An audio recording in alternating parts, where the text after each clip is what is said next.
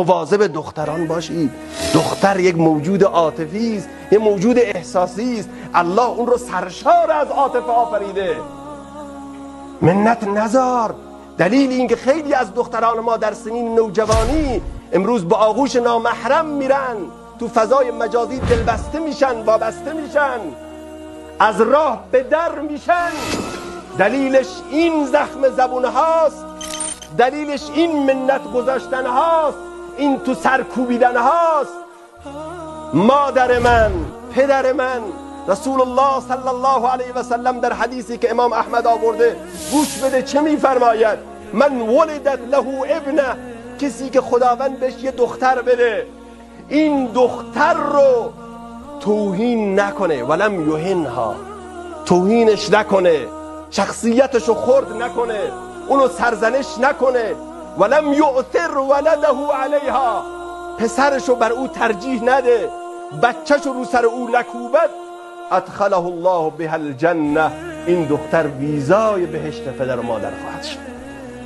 با ویزای بهشتت اینطور برخورد میکنی؟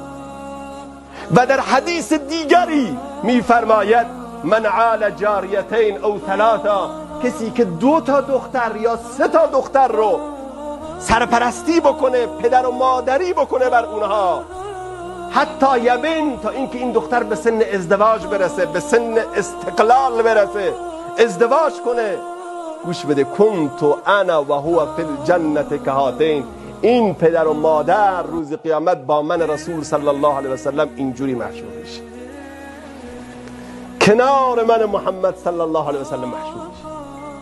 امروز رفتار ما با دختران ما چگونه است؟ چرا دختران از خونه فرار میکنن؟ چرا فضای خانه رو برای فرزندان دختر و پسر ناامن میکنیم؟ چرا اینقدر غر میزنی؟ چرا این همه نق میزنی؟ عزیز دل من، اولا خرج و خوراک او، محبت تو بر او، تربیت او، اینها وظیفه توست. مگر کسی برای انجام وظیفه منت میذاره؟ ثانیاً اگر امروز بچه داره اشتباه میکنه که تو داری منت میذاری، این نتیجه تربیت غلط تو بوده. من و تو اشتباه کردیم که بچه‌مون اینجوری بار اومده عموماً. و ثالثاً، آیا تو میدونی که با این منت گذاشتن چه خطرات دینی و دنیوی رو برای خانواده ایجاد میکنی؟